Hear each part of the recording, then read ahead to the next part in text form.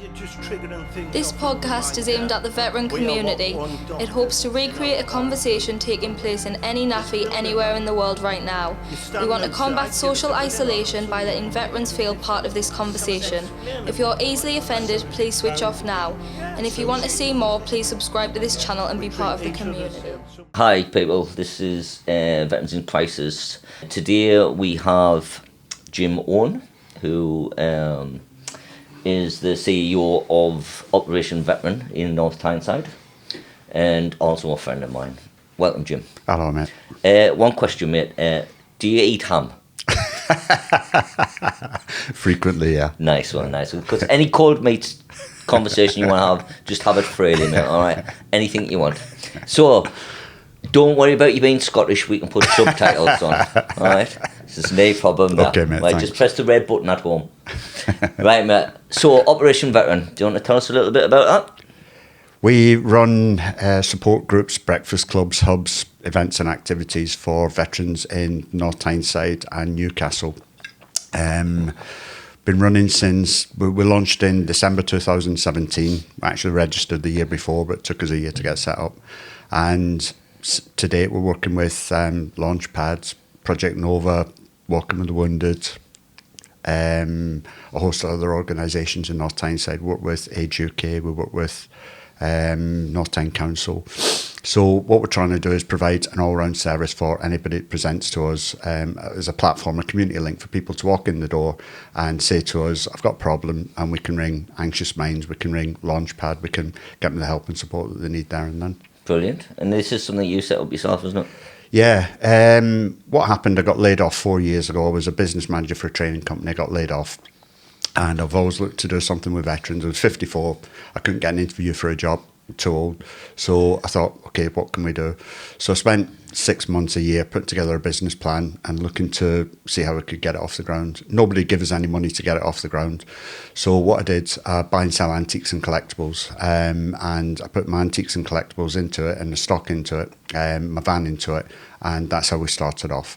So I spent the first year standing on markets and buying and selling every weekend just to raise the funds, just to get us off the ground until we could get a bit of funding in and we could make a start. Well, people will not know this, but when I was in the throes of setting Vix up, I come to you and asked for some advice about because I didn't really know what a KIC was, community interest company. I didn't know the difference between a KIC and a charity. Well, I think what actually happened was you'd gone to Jill McGill at Northumbria University. Jill got in touch with me and asked me to get in touch with you to have a discussion with you about something, because you'd been working for years helping veterans informally, and you were looking to set it up as a charity. And we had a bit of a conversation for a couple of hours one night, and I was telling you about the model I'd got and the reason we'd set up as a community interest company, giving me more control over my business rather than having to go to board of trustees and ask for permission to run it. And I've also worked for charities where the chief exec's actually been sacked, and I didn't want to become an employee of a company that I've set up from scratch. And we had a chat about it, and you decided, I believe, to go down that route yourself. I did. Well, I'd worked for a charity myself, and it wasn't a good experience, you know. I sort of went into charity work to try and better myself, because I in no way was I an angel before. When my dad died, I wanted to change my life around and do something, help people and stuff. But what I found in the charity sector, I'm not saying every charity's like this, but what I found was more crooks than the people that I'd been knocking around with, you know. So for me, it was definitely a no-go. I don't want to, it doesn't matter how big Vix is, and I might eat my words here, but I don't want it to turn into a charity. I would rather it stay the community interest company. Even if it went all over the country, I would prefer it to be sort of franchised into little things all over. I don't want to be a CEO of a massive thing, and I really don't want to be a charity, you know. It's not for me. Just off the experience I had, and I'm not saying all charities are like that, but the experience I had, that's what. I've been getting a lot of pressure from different organisations, different people saying to me, why don't you go from being a KIC to a charity? You can apply for more funding, you can get bigger, you can do this, you can do that. For me, right from the start, and probably like yourself, I never had any intention of being massive. We're not going to compete with Walking with the Wounded, Help for Heroes, Combat Stress, anything like that. But what I wanted to do was support local veterans, provide a community link somewhere they can walk in the door. And I was always very keen, having worked in charity in the third sector myself, to make sure that we were open, we were honest, transparent, that anybody can see what we're doing, they can see where the money's going, any money that we bring in. And I like being a community interest company. I like having the ability to be flexible and adaptable rather than having to go to a board of trustees every week or every month and say, is it okay if we do this? Is it okay if we do that? And then doing everything by committee, because then it becomes a compromise and we're not following our sort of vision of what we want to do from our experience of being veterans and being on the streets or whatever problems that we'll face in our life. I think we can best do what we do by reflecting on our own experience and using that and turning the negatives into positives and trying to support other people going through the same sort of problems and issues. With the forces, I'm assuming, well, you were in the RAF. Yes, obviously correct, I was in the army. yeah. So in the army, everything's about momentum. You know, Right. you've got to be going forward. So Yeah. my vision was, if I had to keep going to a board of trustees and saying, right, we want to do that, but I'm at the beginning of the month, I've got to wait till the end of the month, that just stalls all the time. I find if I want to do something, I can do it that day. You know, if I need to house somebody, I can just pay the money and get them housed. You know, people, it's a misconception. People give charities money, and for some reason, charities think it's their money, and it isn't. You know, the man in the street who goes to work, or woman in the street who goes to work and puts 10 quid in, expects 10 quid to be spent. When it isn't. 9 quid it guns on something else, and a pound guns to the thing. And I've seen that, and it turned my stomach, like, to be honest, it absolutely turned my stomach. You know, people getting massive wages. I mean, everyone's supposed to get paid, no problem with that. But the amount of wages was for let's just say the people that were getting the wages, it was just absolutely ridiculous. I think, like yourself, a lot of charities do good work, you know, and everybody has to get paid. But it's when some of the bigger organisations, as you see in the national media and newspaper, stuff like that, chief execs earning six-figure sums and things, how do you justify that at the end of the day? And like you know, we're trying to, as much of the money as we take in, we're trying to go to the veteran, but with every business there's cost to it. I mean, the past 2 months it's cost me $2,500 for insurances, for the van, for this, for that, for the other, just buying uniforms and for the volunteers and expenses and accountants, stuff like that. So every business has costs, and we've got to be aware of that, and we realise that. But we want to try and get as much of the money that we're raising, much of the funding that we're getting, the donations we're getting, going back to the veterans and supporting the veterans, and that's who we want to help. Well, I think that's the way. That's certainly the way I want to run things. Like, so we're talking about what you'd went through, or you touched on it there. Would you like to? Sometimes what we do is do just for structure. We do like a bit of a timeline. So I'm assuming with you being Scottish, your childhood was mental, was it? Loads of racing gangs and in the gobbles and that. That's just what I say on the telly, mate. It was actually getting like that in Scotland, where I lived, in Glasgow. As a 12-year-old, I remember going to my dad's and crying and saying to him I didn't want to go to the secondary school because they were running around with open razors and swords and stuff like that. And my dad ended up going... Just said, there's a sword. Yeah. Get yourself out. Braveheart, away you go. My old man went down to England, Nottingham, got a job there. He had some family there. And the whole family moved down to Nottingham as a 12-year-old. So I went to school, Nottingham, secondary school, Nottingham, left school, stood in a factory for 2 years. And I was looking at guys my age now who'd stood in machines all their lives, standing at that machine. Used to go away for 2 weeks to Skegness on holiday with the 2.2 kids, the dog, the Ford Escort Mark II, you know. And I remember thinking as a 17, 18-year-old, I can't do this for the rest of my life. So went and joined the forces, and I joined the RAF because my old man he'd done his national service +1 in the RAF, so I'd heard him talking about it all my life. And I went as an aircraft weapons mechanic, 5 years as a mechanic, went back and did a fitters course and became an aircraft engineer. I did that for another 4 years and then came out of the forces. And like a lot of people, I came out thinking I was going to go to Saudi Arabia, I was going to go work for Royal Aerospace, I was going to make a fortune. Never happened. I walked out that gate and I realised I couldn't walk back in, handed in my ID card, and for the first time since I was a little kid, I was lost. I just started looking, I thought, which direction do I go? Ended up moving back into Nottingham. All my mates had moved away. I was no fixed abode. I couldn't get a house. Nobody wanted to know. I went to the council and they says to me, because I was a single bloke with no kids, you'd be 16 years on the waiting list before you can even get a flat. 16 years. Yeah, what was I supposed to do for 16 years? Nice one. You know, I went, Jesus Christ, I went, bloody hell. So I was in a homeless shelter at the time. Because I was in a homeless shelter, I couldn't get a job. Going for jobs the same, where I no fixed abodes, sorry, can't employ you. So it was a vicious circle. And I'd left the Air Force with a bit of a drink problem. I was a heavy drinker, like a lot of people in the forces. But it was still under control. I wasn't doing anything stupid. I was just a heavy drinker. But from there, it just got worse and worse and worse. It spiraled out of control. Over an 8-year period, I'm moving around the country. Ended up in the northeast. There was a mate of mine moving up here. And he said, come and stay with me and our lass. And I went, right. So I had nothing. Stay where?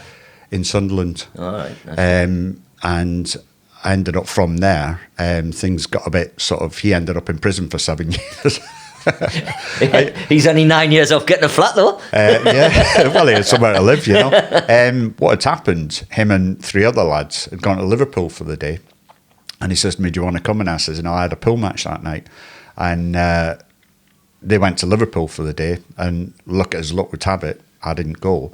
And they got arrested coming out of Liverpool, and it was a sting. The police were waiting for them. What he didn't tell me, they were going to Liverpool to buy a kilo of cocaine and 250 ecstasy tablets. Fucking party time.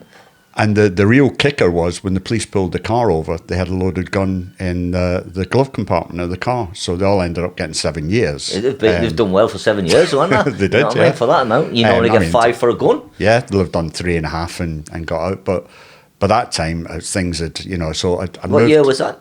Oh, Christ, 1995, All right. around about that. So from there, I moved into, it was Camrex's house in Sunderland. Oh, yeah, I know. We worked in Camrex's. Yeah, and it was rough. It was really, really bad. I nearly got killed in there. 4 lads set about us with an iron bar, kicked us all around unconscious. We were sitting drinking with them, an argument about a football game, and I stood up to walk out, and one of them hit me Well, it with an wasn't iron about bar. religion, was it? Wasn't about religious? religion. No. It was about... There'd been ham sandwiches flying everywhere.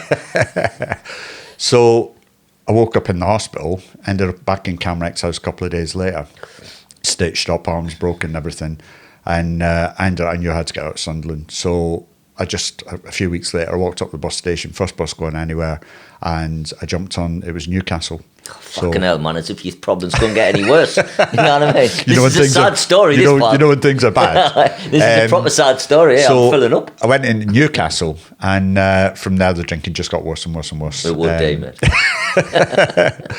It was a strange town, didn't know anybody, no job, nowhere to live. I live with Cyrenians, your mates. Yeah. And then back on the streets again. And then I met the woman I'm with now, and she sort of took us in, but the drinking got worse. It got to a stage where after about 5 years, I was on a bottle of vodka a day. I was down to 6 stone. I was bleeding internally. They took me into hospital and they says to me, you're not going to live, you're not going to make it, your internal organs are too badly damaged. And at 36, 37, 38, I think I was, I'd given up. I thought, I'm never going to get a job, never going to get a house. I'd had years and years and years of living on a day-to-day basis on the streets, nowhere to go to, nobody to turn to, nobody to ask for help. So I stopped drinking. I managed to stop drinking. I came out of the hospital 3 weeks later, and that was 20 odd years ago, just over 20 years ago. I stopped drinking and I swapped the alcohol for education. So I started doing IT. I became a teacher. I became an IT lecturer. I worked with long-term unemployed through Prince's Trust Volunteers, A4E. I helped set up all the employability for Newcastle and Gateshead Council and colleges. I worked in several organisations, back into Rathbone, working with young kids again. And from there, I applied for a job as the Drug and Alcohol Partnership Officer at Gateshead. I didn't know what that was. I knew about drugs and alcohol, but I didn't know what the job was. And I got the job. I was the only external applicant, and I got the job. I did that for a year, was meetings all the time and sitting in boardrooms. And so I ended up back in education at the Dryden Centre, set up all the employability there. And then I went from there into NERAF, working in Sunderland, Gateshead, Newcastle and South Tyneside, running drug and alcohol recovery programmes. Then from there I think I went to Empire Training Solutions. I was a business manager there, running health and social care training, employability training, and that's where I got laid off. And that's where went, okay, so what do we do? And that's where Operation Veteran was born. So it was just a case of I wasn't ready to give up. I wasn't ready to pack it in. I knew I was too young to retire, couldn't afford to retire. So what do? And using all the experiences and using my time on the streets and the alcohol and the people I met. And along the way, I met a lot of veterans, and I met a lot of veterans going in and out of jail.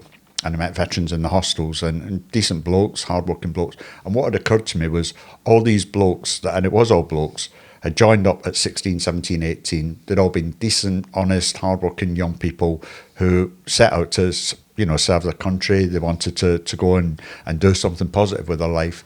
And through maybe no fault of their own or through circumstances beyond their control, they've ended up on the streets, out the forces, with nowhere to go. You come back to your community, yourself, and everybody's moved on. Everything's different. Everything's changed. And people are, nice to see you. And then they're back off having their own life. So you think, where do I go? And it was trying to find that direction. That was the real sort of thing for me, was what direction. And when I found the education and training, I realised that I'd had a lot of jobs working on building sites, pallet yards, steelworks, gardening, painting, decorating. But I realised that what I was looking for was a career. I'd had a career since I was 18 years old till I was nearly 30, and then nothing for 8 years. So when I got into the teaching and training, I had another career ladder, another structure. And I think that's what we're about, isn't it? Structure. That's what we miss from the forces. I think that's what most people miss from the forces. Well, they miss the crack with the lads, really, don't they? But the structure in your life, I think that's what people need. Not necessarily everybody, but when you join the forces, I think a certain type joins the forces, and once structure's into you, it's hard to not have it in your life. It's all right cruising around day and now, but you need to be now. I need to know what I'm doing all day. It fills your time in. I think with me, routine saved my life, because they call it a chaotic lifestyle, and that's exactly what I had. Was a chaotic lifestyle. Was every day waking up and thinking, first thing, where can I get a drink? Then when I got a drink, okay, so where am I sleeping tonight? What am I going to do today? How am I going to get money? And as long as you got a drink for that day or money to get drink for that day, you were okay, you were sound, everything was fine. If not, it was a panic. And it's trying to explain that craving to people is like nothing else matters as long as you can get the drink. And people give you a lot of different reasons for drinking stuff like that. With me, it was escapism. So I can only reflect on my own experience. It was escape from where I was living, some of the shitholes I was living in, the places, the people I was knocking about. I was knocking about with drug dealers and gangsters, prostitutes, head cases, psychopaths, and you just get used to being in that community. The fucking RAF wasn't like that. That was the army. That's the army, yeah. That must have been an army camp. But having been in an environment where you learn to trust everybody and you've got a lot of mates around you and everybody looks after each other, I was in an environment where you couldn't trust anybody. You didn't know who to talk to. You'd be sitting drinking with somebody all day, and at the end of the night you'd fall asleep, wake up in the morning, your fucking wallet's gone, You mentioned Camrick's house. That was where I first got the idea of Vicks. I was in there and there was an old guy who'd been in there 3 years, no drink, no drugs, nothing. But he tried to kill himself, and somebody had put him in there and left him. And I went and interviewed him because it was getting closed down. And he was like, "Oh, I just thought I was supposed to be here till I died." And he was 70, and I was like, he wasn't on any benefits. He was only on job seekers, and he was never going to get a job. He didn't know about being on disability living allowance. He didn't know about being on the sick. He had 2 walking sticks, and I managed to get him from meeting him. Within a week, I got him into an anchor property, filled it full of furniture, got him the right benefits. We got him money off the RAF Benevolent Fund, actually, to get him sorted. So that gave me the sort of idea, well, people are just put in there, veterans are put in and just forgot about. And once you forgot about, I know obviously forgot about means, but once you just off the radar, no one's going to look for you. Why would that? Because you're not causing anybody any trouble. Like, he was just in there.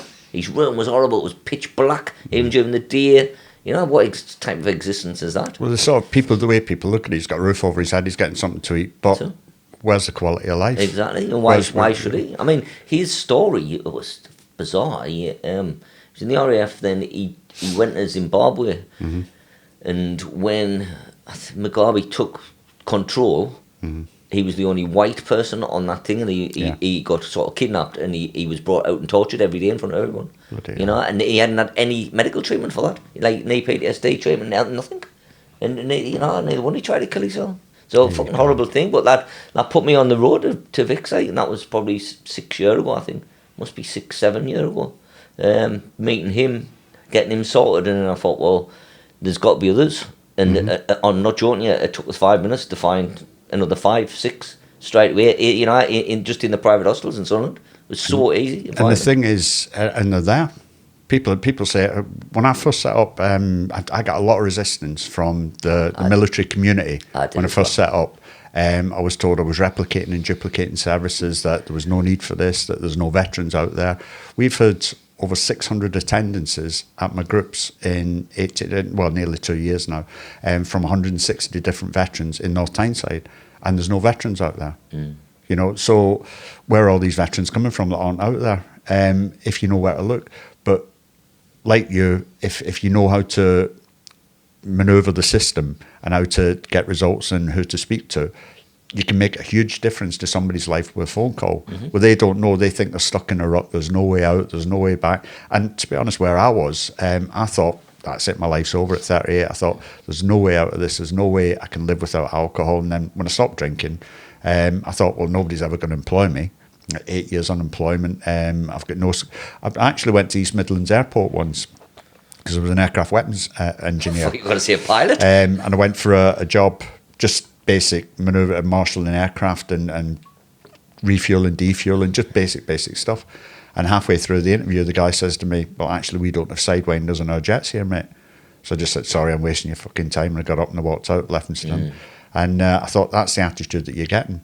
And I was applying for jobs and being told I was overqualified. Then I stopped. I hate that word, overqualified. Fucking hell, man. And then I stopped putting anything on my CV because I thought, well, if I put that down, they're just going to say, well, you know. So I stopped putting anything on my CV. So it was, well, what have you done in the past? Well, what skill? You're underqualified, mate. You're under fucking qualified, you know. That's it, right? Where do you go from there?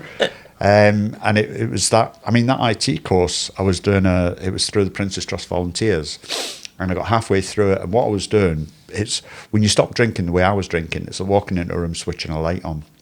And it was you've got to fill your mind up, you know, you've got to fill your time up, fill your day up, and try and distract yourself away from cravings and thinking about alcohol. So what I did was I took up this IT course, and it was 5 hours a week. Well, I had the rest of the week, so what was I going to do? So I was going down to this community centre every day, and they were letting me go and sit in the IT suite, and they were giving me all the books. So I was sitting in there 5 hours a day doing the IT. And so I was way ahead of the rest of the class. And at one point, the managing director of the Prince's Trust Volunteers come up and see me, and he says, look, he says, the lady that's running this, her father's died suddenly, will you take the class for the next couple of weeks? And I was like, me? I said, I'm just an old alcoholic. And he went, no, he says, you're not drinking, are you? And I says, no. It's a supervisor group. He says, and we'll pay you. And I said, I'm on benefits, I can't. So he says, well, I'll tell you what, he said, we'll give you a computer. So they gave me a computer, and I supervised the group. And on the basis of that, they came back to me and said, do you want to go on a teacher training course? And I went, me? I was like, oh, fuck right off. You know, I'd been living on the streets. I've been living with the worst of the worst. Seen some really bad things and stuff like that over years. And I thought, there's no way. So I went along twice. And the second night, I said to him, I'm not coming back. And he says, why not? And I says, because I don't deserve to be in this room with normal people, Andy. I says, the things I've done, the places I've been in, you know, things I've been involved in. I says, they're all just normal, decent. And he says, fuck. So he says, if you don't come back next week, he says, I'm going to come and get you and drag you back. So I ended up coming top of that class. And he gave me a job on the back of it halfway through. He employed me. And I went from there, I went on, did the Cert Eds, the Certificate in Education. And from there I went on, did a BA Honours. But I did all that part-time, and I worked full-time during the week. And I did my markets at the weekend, antiques and collectibles, to pay for all my training courses. So I did IT, business, management training, teacher training, and qualified as a teacher, and did my degree over a period of about 7 or 8 years. And I was working 7 days a week. But I had no social life. I still had no pals. I still had nowhere to go. I still didn't understand civvies, basically. I found it very, very hard to relate to people in the civilian population. Not that there's anything wrong with it, there's no problem. But I just didn't know, I'd been so used to the military mentality. So I found it very, very difficult to adapt to, and I'm finding this now with people in my groups that are coming out, they feel comfortable in the group, but what we're trying to do, like yourself, is trying to help reintegrate back into society. You can't just stay in that military bubble for the rest of your life. You've got to start looking at, right, I'm out the forces now, I'll always be a veteran, I'll always be part of that military community, but I've got to re-engage with civilian life, I've got to get a job, I've got to get a house, and whatever you want to do, get married, have kids or whatever. So that's what we're finding a lot now, is people struggling to re-engage with civilian life. What about yourself? It is, well, I'm struggling. I'm struggling, mate. I'm struggling to get that bottle, actually. No, it's the same for Vicks. I try to make sort of the lads and lasses feel a part of the military community, but we also bring the civilian part in as well. Because, like you said, there's no point in them having been in a bubble. There's just, because what happens then when you're not with them people, this is the problem you've got when you've left the forces and then you haven't got these people. Because I find that what happens is you especially if you join as a boy soldier or a girl, and then you come back and you've done a long time, all your friends have sort of moved on, they've got married and stuff, so you end up in a little flat by yourself, but you've got no mates, so you end up stopping in. Then you start drinking, chatting drugs, whatever, watching shit telly, whatever it is. But the longer you do that for, the less integrated you get, because you start feeling, well, I'm not going to do that, I put it off, and then all of a sudden you never gone out. And that's a terrible thing, not socialising with people. The groups we have to help them socialise, it's basically changed people's lives, and it's not fucking difficult, you know what I mean? It's stopping them tapping tab, it's stopping them drinking, stopping on the drugs, and human contact, there's a lot to be said for human contact, like even if it's just a 5-minute conversation. Some people don't have any conversation all day. At one point, alcohol was the biggest killer of ex-servicemen, and it is mainly men. It's about 99% men, and now social isolation's overtaken that. Yeah. So there's more suicides now. There's more people, hidden harm they call it, where they're going away and they're sitting in a little bed, drinking themselves to death. Nobody's counting them. They're maybe counting, I think it's something, I saw the figure yesterday, 57 suicides this year, 75 last year, something like that within the veteran community. But nobody's counting the people that are sitting taking drugs or sitting drinking themselves to death because they're lonely, they've got nobody to talk to, they've got no friends, they don't know how to get out of that, and they're just hiding themselves away. We've got half a dozen of them sitting in our groups. On the other side of that, the coroner, when he does a suicide, he just does what your job is, unless it's marked down you were a veteran. Right. So he never says, he was fucking painter and decorator, and he's killed himself or herself. He never looks back. Was he a veteran? Because I'm sure if they started doing that, the numbers would be sky high. Absolutely, I agree. Sky high. They should start doing that. Somebody should put that in place where you just got to find out if people have served in the military, just to see the difference in numbers. Well, you know yourself now, the public sector is becoming more and more aware, and they're all supposed to be asking the question, have you ever served in the armed forces? But that's only, to me, it wouldn't even occur to me. I've been out since 1990, and it wouldn't occur to me to go to my doctor and say, well, actually, I'm a veteran. I am a veteran, but I don't think of myself as just having come out the forces and I need help or whatever. I'm okay now. I'm settled now. I'm my life's sorted, and I'm sort of on a level path. But it takes a long time to get there. But I think you're right. I think we should be asking more and more that question, maybe as part of the national census. Have you ever served in the military community? And then somewhere on a database, you're a veteran, so that it's registering up as and when maybe you lose your life or you have an accident or you take your own life or whatever, and then we'll start getting a true figure. Question you're going to be asked, Sarah, does anybody really want to know the true figure from an establishment level? I think this is the problem about having. I don't think people would want them to know, because if you're seeing 75 suicides last year, if that trebled, quadrupled by finding out, it doesn't look good, does it? No, it doesn't look good for anybody. The thing is, it just shows you that aftercare is not there then. Well, once they've established that is a problem, then they've got to do something about it. So what is it they're going to do about it? Where's the money going to come from? Who's going to take responsibility for that? Is it going to be the MOD? Is it going to be the Armed Forces Covenant? As long as it's not the bloke in charge of Brexit. It fucking never get done, will it? We'll be here forever. You'll be still here. We'll be still here in about 10 years' time. Saying, Jesus. All right, let's come back a little bit to when you served. Let's have a bit of... So, how old were you when you joined? I was 18 when I joined. And where did you go first? I'm pretty ignorant. Well, I'm pretty ignorant anyway, but I'm pretty ignorant in about the RAF, as I am with the Navy. Right. So if you can explain everything. Okay, 6 weeks at Swindon basic training, 6 whole weeks, Jeff. You know what I mean? 6 whole weeks, man. Jesus Christ. Nobody make your beds, no fucking, you know, it was beyond the fucking joke. 6 weeks basic training, and then you go on to 4.5 months trade training, which is an extension of your basic training. It's still 16 man rooms, PT every day, bed packs, you know, inspections every week and stuff like that. So the actual training was about 6 months, and then you're posted out to your unit. So I was posted out as a leading aircraftsman to RAF Wittering at Stamford, working on Harriers. So all of a sudden, I've done all the training, and I'm out on an airfield working on Harrier jump jets, working with 1,000-pound bombs and cluster bombs and sidewinders and explosives all the time. So from where I came from, standing in a factory, just doing the same thing over and over and over again, to all of a sudden being out on a flight line and thinking absolutely brilliant.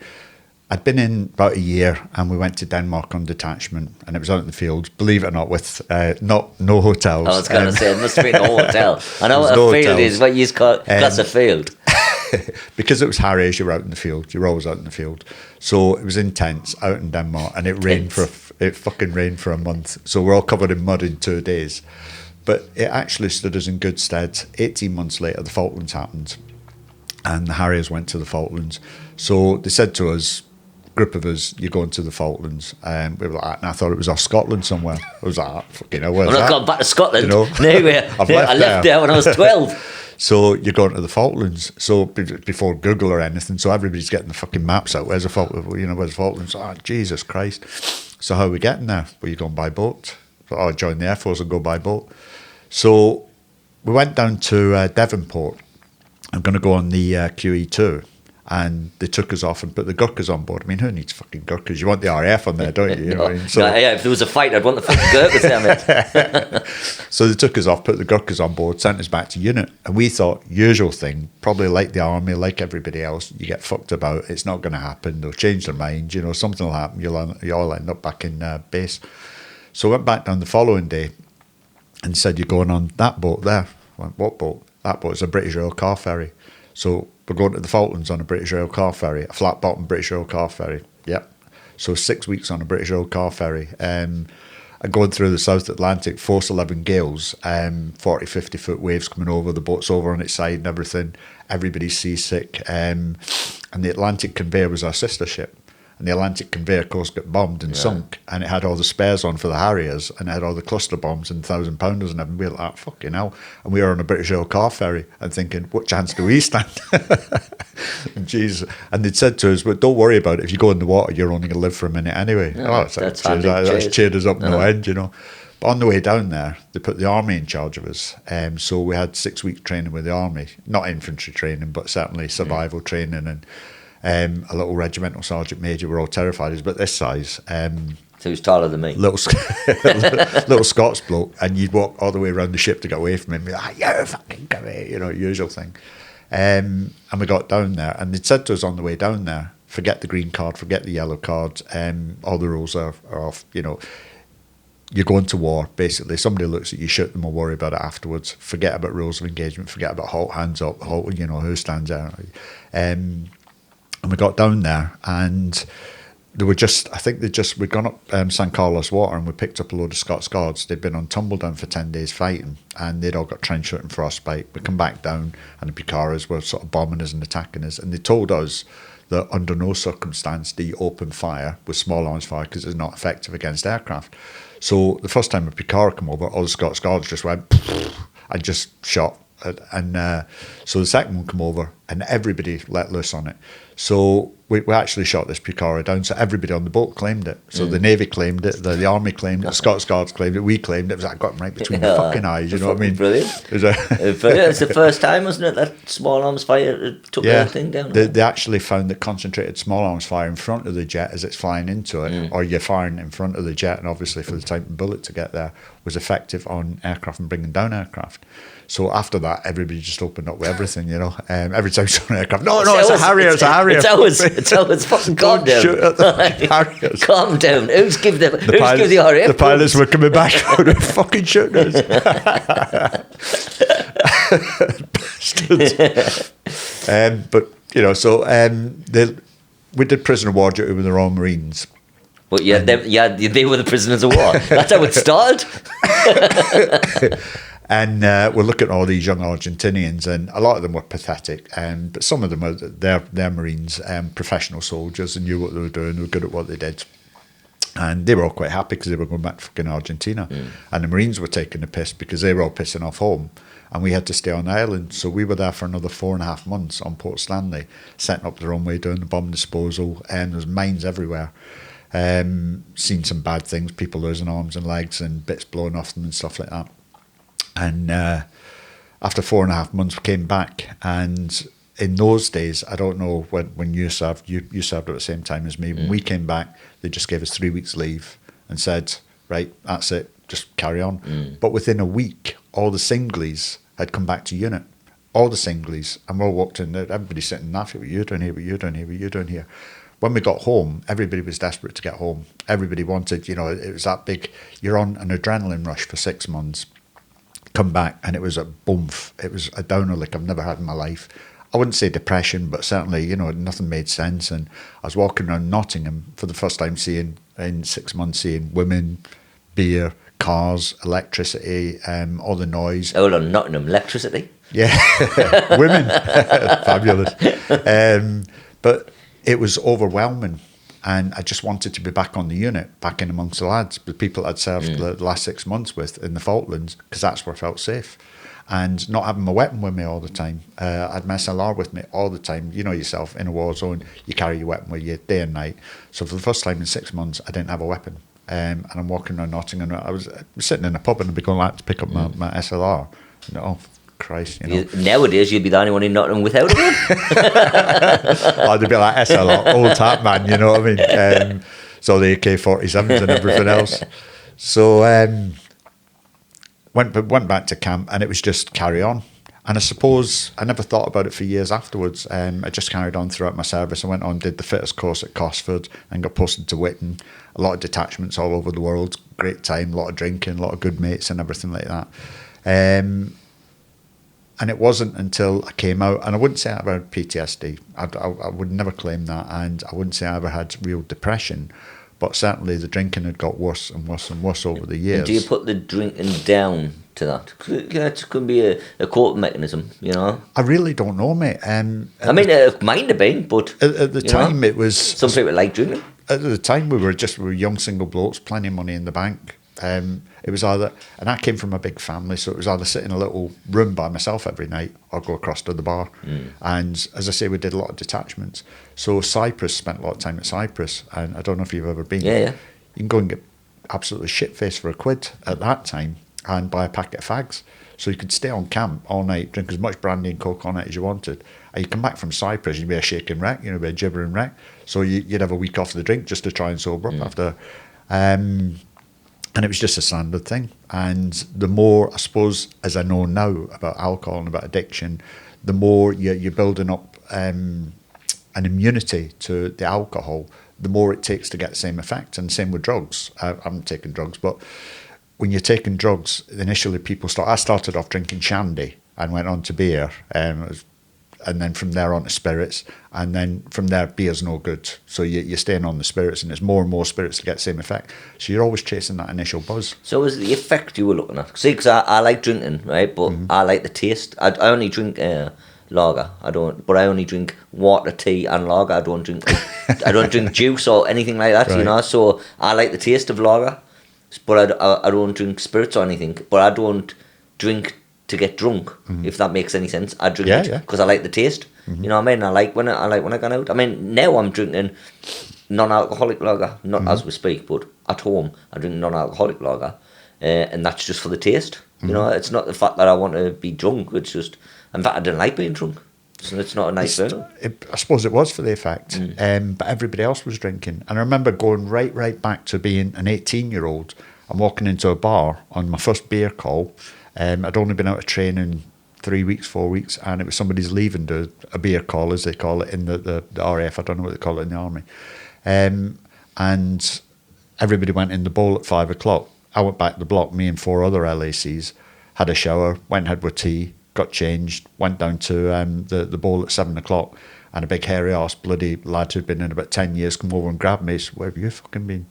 And I said, what do you mean? And he went, it's a beer call. He says, you get here at 5 o'clock. He says, you come into the bar, you turn your rank badges upside down. He says, and you go in and you drink. He says, you're saying trot to this bloke as a mark of respect. And I went, right. He said, so you don't go back to the block, you don't go for a shower, you don't go and get anything to eat, you just come in here and drink. And I went, right. So he says, what are you drinking? I says, a pint of shandy. He says, you want a pint? He says, you're a pint of fucking bitter. I went, right, pint of bitter then.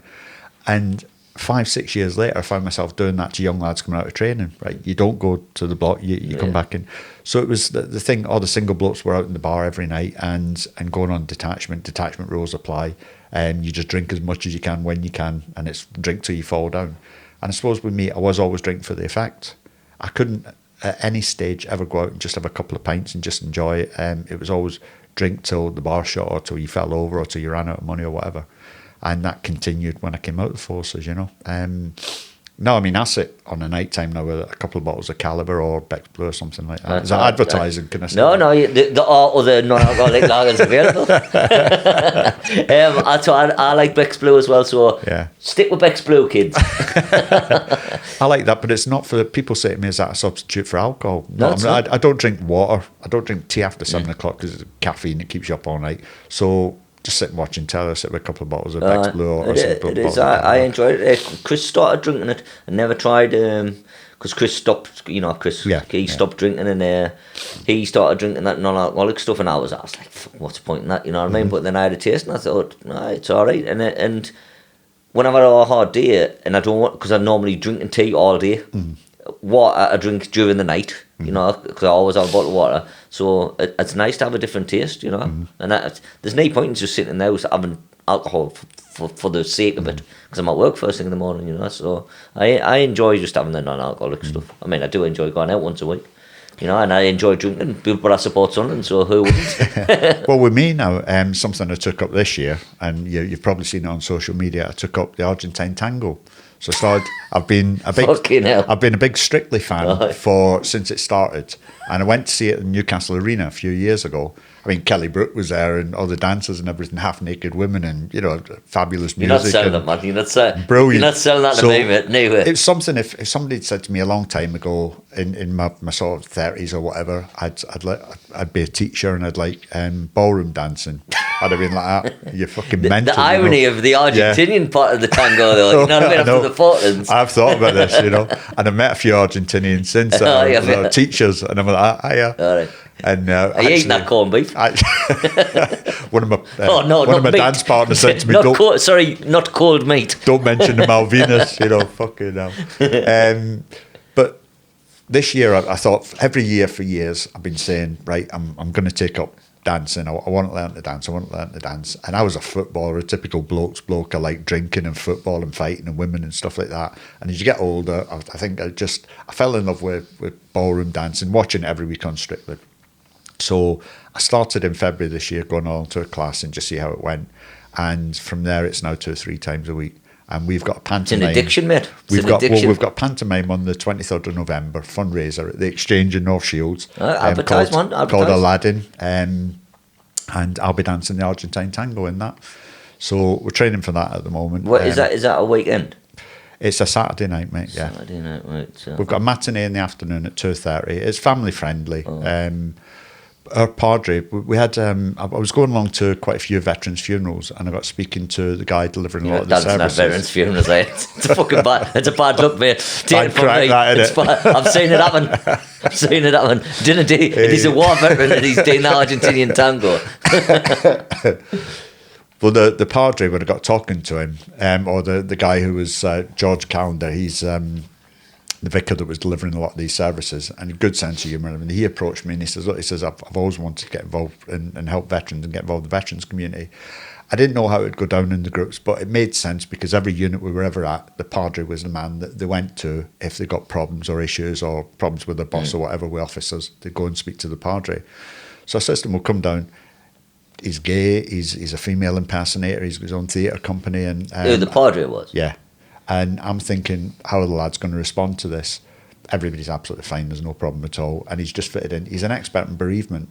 and he's got a way about him, and he's good. And a lot of the lads, as you know, it's I suppose leaving the forces is a bit like a bereavement at times. You feel a bit that sense of loss, you know, that sense of it's something I can never get back. I miss it.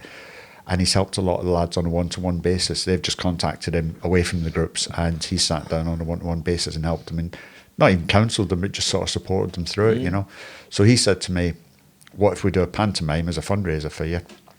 He says, and he says, I'll write it, put the production together and everything. So that's what we're doing. Well, if you send us have you got a flyer? We'll put it on our Facebook page for you. Right. I mean, before we finish, advertise on air, you know, right, so people can write it down. Well, say it's Saturday. If anyone's watching. Saturday, 23rd of November at the Exchange in North Shields, Howard Street, starting at 7:30. There's one at 2:30 in the afternoon. There's veterans involved in it. There's veterans behind the stage working on the crew, and there's veterans acting or taking part on the stage as part of the panto. So it's been good for them as well. Some of the lads, they were like at first, there's no way I'm getting on the stage. And then when you got them on, you couldn't get the bastards off. You know, they're like, you should start dancing. Until I start dancing, then they'll but when I first started dancing, I thought, right, everybody's going to take the piss here. Everybody's going to rip us to shit. I thought, if I try and keep this quiet and people find out, I'm going to get the, you know.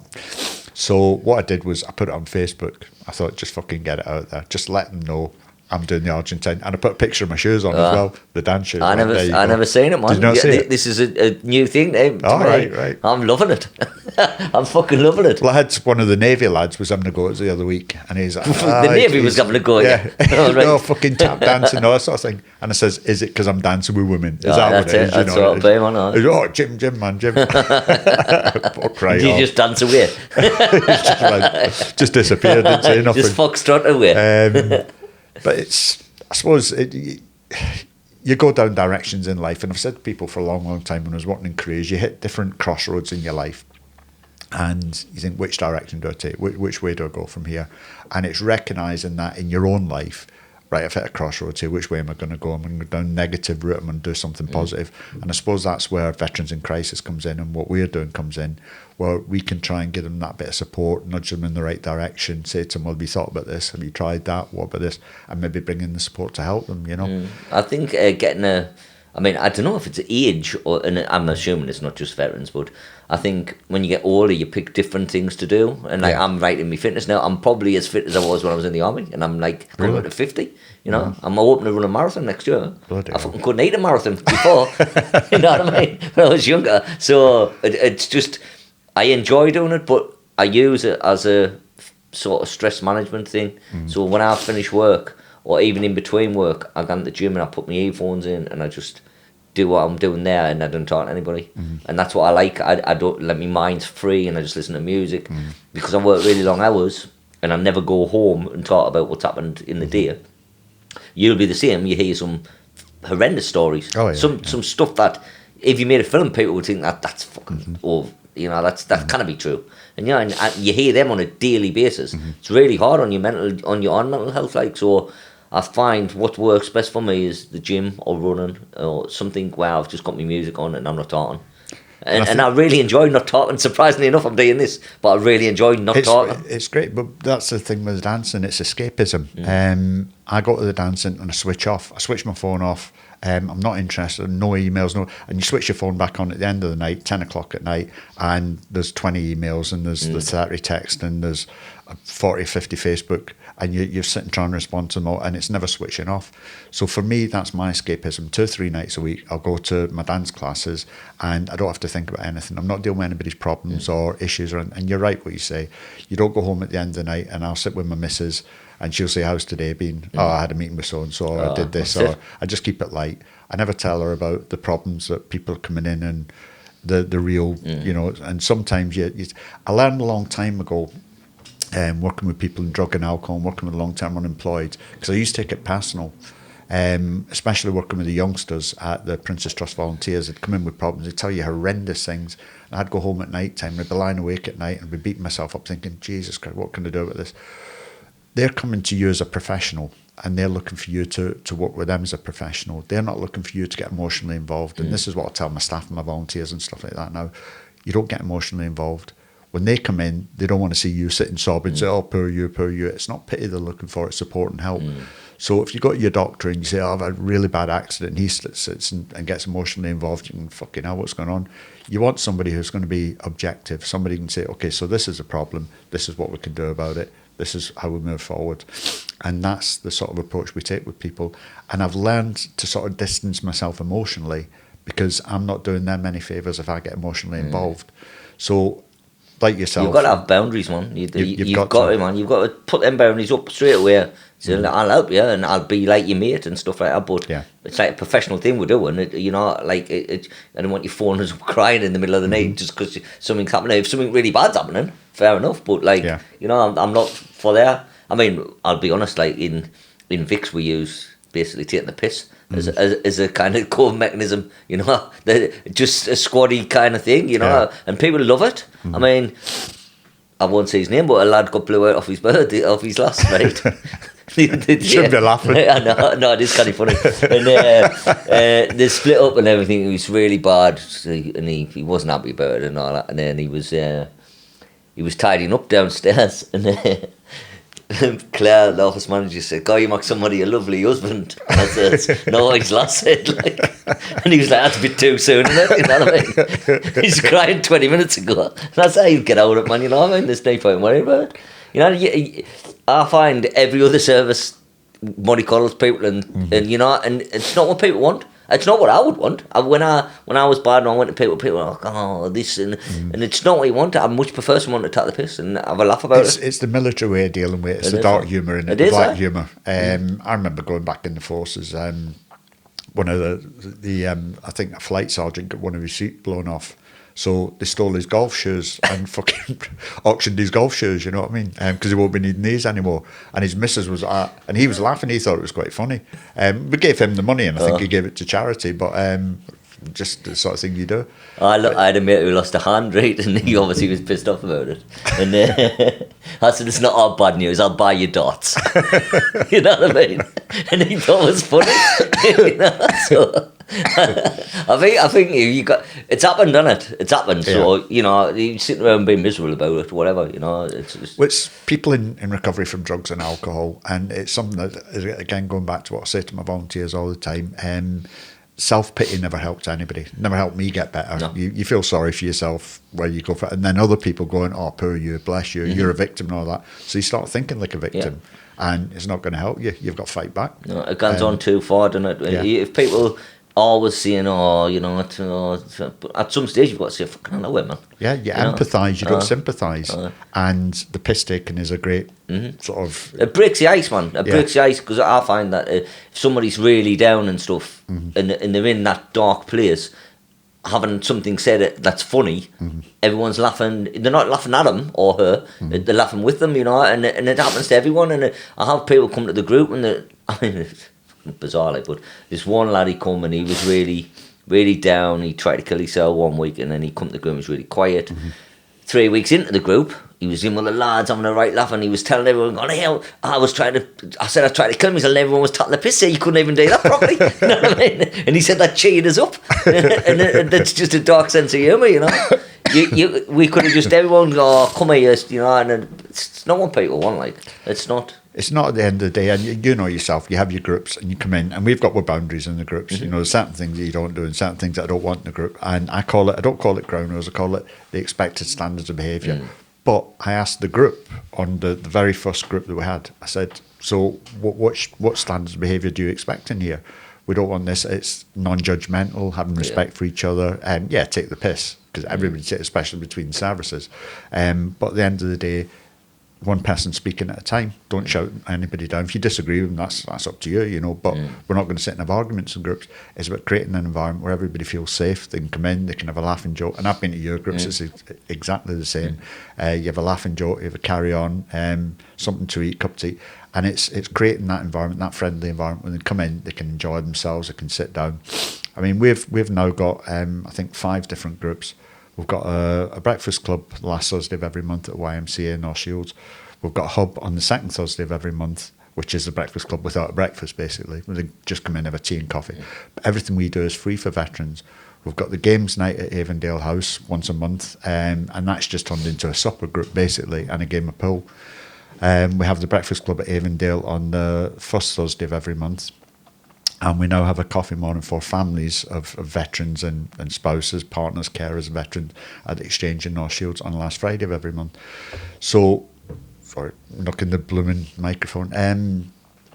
Trying to dance, aren't you? What would, yeah, do you want to dance? What we're trying to do is just provide that all-round. So I don't know about you, I was getting a lot of phone calls, texts, emails, messages from partners, spouses, wives, husbands, fathers of armed forces veterans, and all they were doing was they were seeing the behaviour with no understanding of what was causing the behaviour, and they felt as though that they were out on a limb because they didn't know what to do, and they were just seeing the mood swings, they were seeing the bad temper, they were seeing the drinking, the drugs or whatever, and they didn't understand. And I had one mother said to me, I don't know what's happened to Johnny, his name was, I don't know what's happened to Johnny, he was never like this. She says he came out of the forces, he got a job, he got married, he's got a mortgage. She says in the last year he's just started going off on deep end. Lad was gambling and going gambling his wages every week, stuff like that, drinking heavy, coming back in, but his PTSD had started kicking in. So they felt as though they weren't getting any support or help. So the idea behind that was we set up a families group and people can come in and form peer support network. We can get them help or professional help if they need it. But again, providing that all-round service for families of veterans. We have a similar thing. We do because you'll find like the family thinks it's their fault. Yeah. You know, is he doing that because X, Y, and Z? But then if you get all families together or a few families together, they'll say, well, that same thing happens to me, but I'm not doing X, Y, and Z. So it's, you know, it isn't your problem really or your fault. You know, it's something that's happening in his head or her head. You know, and I think, like you say, peer support, it's a good thing. Like it's a good any kind of peer support. Anybody who's been through something can speak to somebody about it, because I don't know about yourself if you've had a psychiatrist or anything, but the psychiatrists I've had, all of them have always said, I know exactly how you feel. And if there's one thing to piss you off, right? Really? Really nice to see being blew up and shot at. No, I don't think you have, mate. You know, it looks like you've just left school. So, no. And I hear that all the time. I hear it all the time. People see it, whether it be doctors or social workers or anybody, always say them words. And when I've done a little bit of training for veterans awareness for Northumbria Uni, I always say to them, never say that, like, never say that to a veteran, like, I mean, didn't say it to anybody, but never say it to a veteran, because the chances are you've never been in a war zone, so you don't know how they feel, you know what I mean? It's a crazy situation to be in, somebody telling you they know how you feel, and they've done it, like, you know. You're right, nobody understands what you're going through, and as going back to that, empathising, but the peer support, I went for counselling when I was stopping drinking. And it never really worked. I ended up nearly fighting with the counsellor. I did, honest to God. They had to come in and there was a big shouting match going on in the counsellor room and everything. I was that in his face. And he was raking about in my past in areas that I didn't want him to. And he was fishing. He didn't know what he was doing. He was fishing. He was trying to find something, the cause of the alcoholism and everything. Something to blame. Yeah. And I just went fuck right off. And me and him fell right out. So I gave up with the counselling. But I know from working, one of the most effective, not group therapy, but the most effective things that we did in drug and alcohol recovery, we used to run smart groups where you'd have somebody chairing the group and you go around, do an introduction, and then, okay, what we talk about today, you'd have a theme. And okay, and then somebody brings something up, oh, well, this happened to me, and so, well, how did you deal with that? Oh, that happened to me as well, you know. So and then they'd share experiences. Well, how did you sort it out? Oh, I did this and that and that and that. So do you think you could do that? Do you think that'd help you? And going back to what you're saying is maybe not knowing what each other felt, but certainly having gone through similar sort of experiences with drugs and with alcohol and with the criminal justice system and everything, and just sharing those experiences and supporting each other and getting it out in the open and talking about it. And I find people say to me, somebody said to me the other day, you're quite brave talking about your alcoholism like that. And I said, well, what I never wanted, I suppose it was a self-defense mechanism. I never wanted anybody coming to me and saying, you were just that old drunk, I found out you were an alcoholic. I said, well, yeah, I told you that.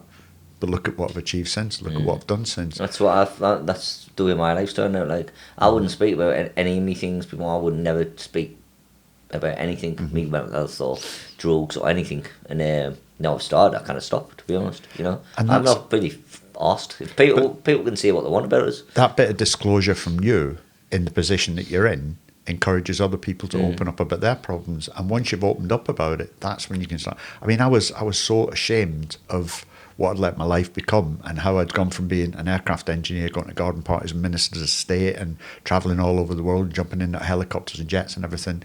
And then I ended up sitting in, is it the Bridges, the shopping centre here? I ended up sitting in the Bridges in a shop doorway one night, nowhere to go, nobody in the world to turn to, pissing down with rain. I hadn't eaten for 3 days. And I thought, how did I get here? I was walking around picking up dog ends off the floor, breaking them up into a tin for it to have a roll-up, and thinking, no money, no food, nowhere to go. So what happened? You know, how did things get so bad so quick? Where I've ended up in a strange city, not knowing anybody, with no roof over my head, no food, no nothing. You think, Jesus Christ, it was frightening.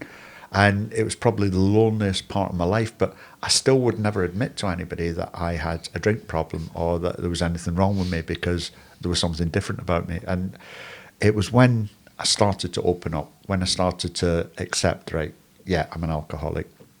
People say to me now, you're in recovery. Am I? You know, if you've been overweight and you lose the weight, are you still in recovery? If you're a drug addict and you stop taking drugs, are you in recovery, or have you just stopped taking drugs? And I think to myself, well, I would say I'm fully recovered. I'll quite happily sit in a bar and buy you a pint. No bother at all. I'll fucking hold you to that. I'm not coming dancing with you, though. I get fucking bored sitting with people that are drinking, because they're all sitting, you know yourself, it gets louder, it gets, they're all sitting laughing at shite. And I'm nightmare. And I just get bored to tears. So I'll go in for an hour and maybe buy my round and then fuck off, and then I go to my dancing, mate. You know what I mean? With women. Let's hope so, mate. Let's hope so. I tell you what, I'm coming to watch. I hope, as I know I've got lots of stuff to do in weekends in November, but I really hope that I'm not doing anything on that Saturday. Try and get yourself up and see if you can get any lads come up. It is what it boils down to, it's a fundraiser for Operation Veteran. I think it's a tenner a ticket, and £6 for kids, and they're doing family packs. But at the end of the day, it's a fundraiser for us. But if me getting up on the stage gets people in there, brilliant. Well, if I think, did you say the 23rd? 23rd. Because I'm sure I'm at Manchester on the 22nd and 23rd. But if I'm not, I don't mind buying some of the veterans' tickets and getting them a minibus through, and they can come and watch. And then fucking video it, so I can see. it's gotta be worth the money, man. I think everybody in that room is going to be going like that with their cameras. Fucking right, yeah, man. I'd start dancing if I can wear Cuban heels, because I do need that bit of lift.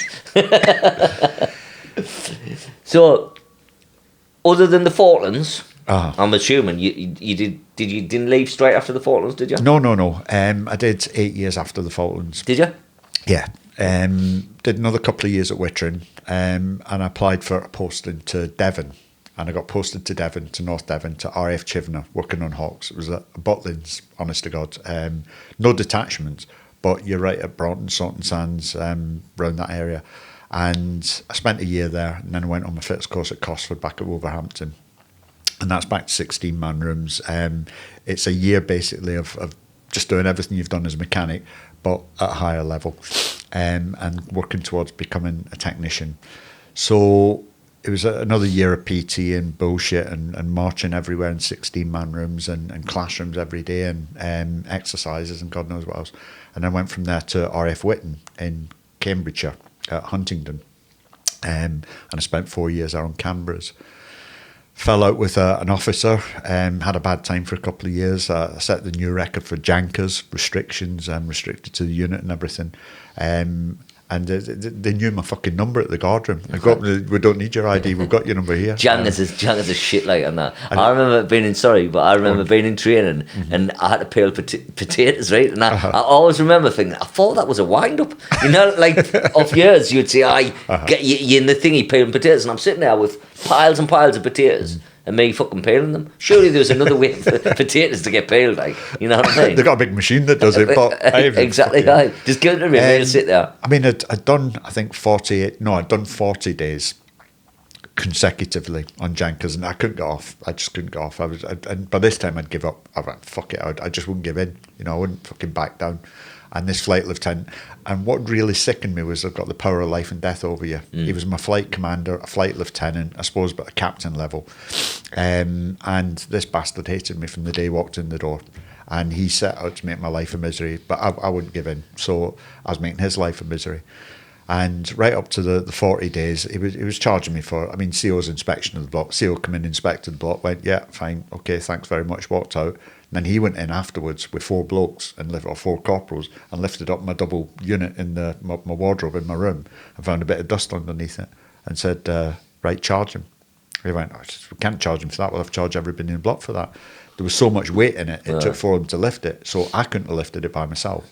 But he got the sergeant to charge me. And then he took the charge, so I was already guilty. You know, I was going in, stand there. If you get anything to say in your defence, what's the fucking point, you know? I'll award you 7 days, award you 4. And he was quite clever. He never went down the route of affecting my pay, because then I had the option of court-martial. And from the court-martial, I could have taken it to the cleaners, you know, for the bullying, the harassment and everything else. But on my last period of Jankers, they'd put me in the guard room. And I thought, a nice easy day. Instead, the tin room in the fucking junior ranks mess. I used to walk in, there was 400 tins in there. Right, you can go when all these are cleaned. And every 10 minutes they'd be bringing another trolley load in. You'd be like, Jesus Christ.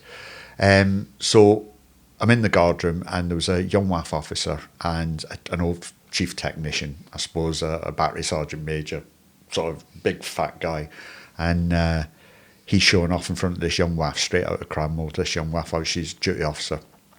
And he says, big stone outside, the big white stone, go and paint that white. So I went, right, okay. So I went out and I painted it. Come back in, I thought, still a couple hours to go. So I think that needs another coat. Right, okay. So I went out, just took my time, painted it, nice sunny day, and back in. And by this time, these two are giggling. I think that needs another coat. I went, right, okay. So goes back in after the 3rd time, and he's sitting there with her. And he's really got into his, I'm a senior NCO, I've been in the force for 20 odd fucking years now, sort of thing. And I says, Chief, I've only got like 15 minutes to go. He says, I think you've just got time to give that another coat. And I says, do you think it needs another coat? He says, yeah. So I just fucking put it right over his head, the tin of paint. You're on a charge. I says, tell me something I don't fucking know.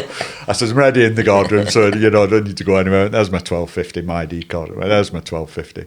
So I had to buy him a new uniform. I think that cost us 600 quid, and I got another 14 days for that. 600 quid was a fucking boss. We had his mess dress on, you know, he had his number 1 uniform on and everything. They have to buy the uniform, so I had to buy him a new fucking uniform. And I had to buy her new shoes because it splashed on her nice shiny shoes. And that. Tip for me, that'll not be the only thing splashed on her shoes. She was screaming like a stuck pig, and he's covered in paint. And he looked like a stuck pig. But the infamy I got from that, everybody's saying, did you really do that? Oh, everybody in the camp was like, I couldn't buy a pint for the next fucking 6 months, you know what I mean? It was like, so that's where it started. That's where the drinking started. I'd given up by that time. So I got a chance to go for discharge. And rather than buy myself out, and I just went for the discharge, I took an admin discharge and just got out. That's what I say, but I hadn't really thought it through. I thought, I'll go out, I'll get a job, I'll just go to Saudi Arabia. It's weird, isn't it? Because when you're in there, they say people will be falling out of the gear jobs.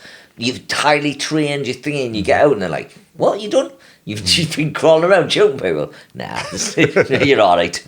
We've got people who can do that. I've heard employers actually saying to soldiers and people turn up for interview, we don't shoot people here, mate. Right, you know? exactly. Like, for fuck's sake, what about the transferable skills? Well, transferable skills, that's a key word, isn't it? Mm-hmm. You've got people that very rarely miss work. Mm-hmm. Veterans, very, very rarely. You know, they're always on time. Yeah. You know, they can turn on to anything. You know, and to me, it's a no-brainer taking a veteran on to work, like, you know. And it's more and more we're trying to get employers on board doing this now. Mm-hmm. I think it's getting that information out there from people like yourself and people like me, and saying to them, look, it's not just that, you know, that they're going to be in every day, they're going to be on time, they know how to take instruction, they'll have a go at anything, ask them to do anything. You want somebody to stay late, you want somebody to work a weekend, you want somebody to do a night shift short notice, yeah. You know, that's what we're used to in the forces.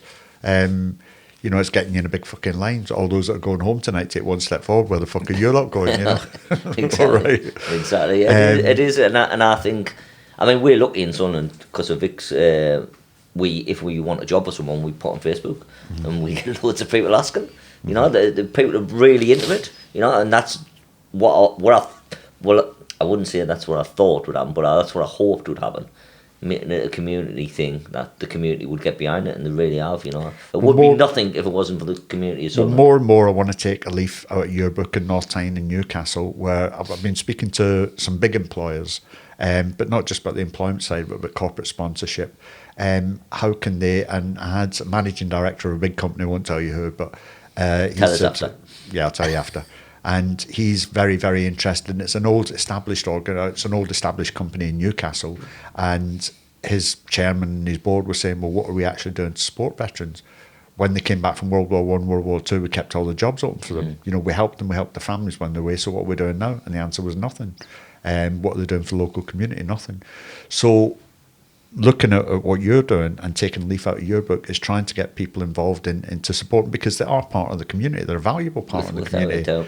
And look at the things that they can offer and the experiences that they can bring to jobs, not least in leadership and management, you know, organisational skills. There's just so much you can go on all blooming day. But the more we can get one employer on board, then another on board, and once you've got a few on board, then I think you've got that, to use your word, momentum, and more people are going to come on board. I want part of that. You know, I want to be, what are they doing? How's that working? And once it's up and running, so I've started approaching people and talking to people, looking at what you're doing, how successful you've been in engaging the community and becoming part of it. And I think that's the way forward, Jeff. I think the community part, it definitely is, because obviously I can't speak for North Tyneside or Newcastle, but the sense of community in Sunderland's massive, like, it's absolutely massive. And people help Vix, and we do other stuff in the community. You know, we help other community groups. We'll sponsor people, and we'll anything we can. You know, because me personally, because I love Sunderland so much, I think the idea of a community all sticking together, to me, I think everyone should start kicks up. You know what I mean? And why let other charities come in from outside of Sunderland? Everything should be from Sunderland. Vix, we only employ people from Sunderland. We only have Sunderland veterans. We if we need some sort of contractor for any kind of work, they have to be from Sunderland. I mean, I had to phone some blind shops up, and I was like, right, we need blinds for here, but we established in Sunderland. They were like, why are you asking that? I was like, we established in Sunderland. They were like, oh, we'll have the blinds up here. Because I wasn't going to spend any money outside of Sunderland, because I don't think people giving us money would want it taken out the city. You know, and the charity I worked for before, money was meant for Sunderland, got spent in Newcastle, got spent in Gateshead, got spent elsewhere. And, you know, and I wasn't having that. Like, that's obviously why I left. The nature of the beast with the big charities. But I think the great thing for me now is, like, so yourself in Sunderland, we've got NAFI Break in South Shields, we've got us in North Tyne in Newcastle, we've got Walking with the Wounded now in Gateshead, and everybody's engaging with everybody else. When I first started this up, it was very territorial. The charities were sort of, the veterans belong to us, and we're not sharing anything, we're not referring into you, we're not giving you any money, we're not giving you any advice. But now there's a lot of organisations like us set up in the last few years, and we're all talking to each other, and the heads of the organisations are all talking to each other. We're all mates, we all support each other, we're getting on well. And time again, you've contacted me and said somebody's approached you from outside Sunderland, or been on your website, your social media, but they're maybe from North Tyne or Newcastle. We've engaged with them and helped them out in Newcastle and North Tyneside, or one or two have been South Shields, and I've just contacted Joe Mills at NAFI Break in South Shields. He's picked up the ball and run with it there and supported them there. So the more we're all working with each other, Project Nova, Launchpads, Walking with the Wounded, yourself, it's the veteran at the heart of everything that we do. So we're providing that wraparound service in the North East. I'm going to look at what's happening in other parts of the country, and I'm being contacted now from London, from Devon, from Sussex, Kent. Me too, and wish we had what you're doing up there. And I'll tell them it's not just me, it's the different organisations. So right across the North East now, and I was over in the North West recently with Project Nova, and they're travelling for 2 hours for a meeting with a veteran, the British Legion, because there's nothing in Carlisle. There was nothing. I'm not saying there isn't now, but this is 6 months ago, 7 months ago, and there was nothing there, no support for the veterans. So at least now in the North East, we've got that wraparound support. We're all talking to each other, referring. And it's not a matter of a lot of bureaucracy or assessment forms or bullshit. It's you picking up the phone to me or send me a text or an email, me doing the same with Joe, and picking up the ball and running with it. I think the idea of it not having to worry about a little tick on a box and saying that was my veteran, so this is how many veterans I've helped. I don't. I mean, I do a lot of stuff with yous lot, so I know that you're not that type of company. You know, that's why I do it, because that annoys me more than anything. People are like, no, well, you can't work with them because you're our veteran. And what does that mean? It's not a commodity, you know what I mean, at the end of the day. Right, mate, we've run out of time. I want to thank you very much for coming. I also want you to look into the camera and tell everybody about your pantomime to remind them. The pantomime's called Aladdin, 23rd of November, which is a Saturday, 7:30 and 2:30 in the afternoon, and I'll be dancing the Argentine tango in it. Thank you very much. And get yourselves along. You're supporting Operation Veterans, a fundraiser.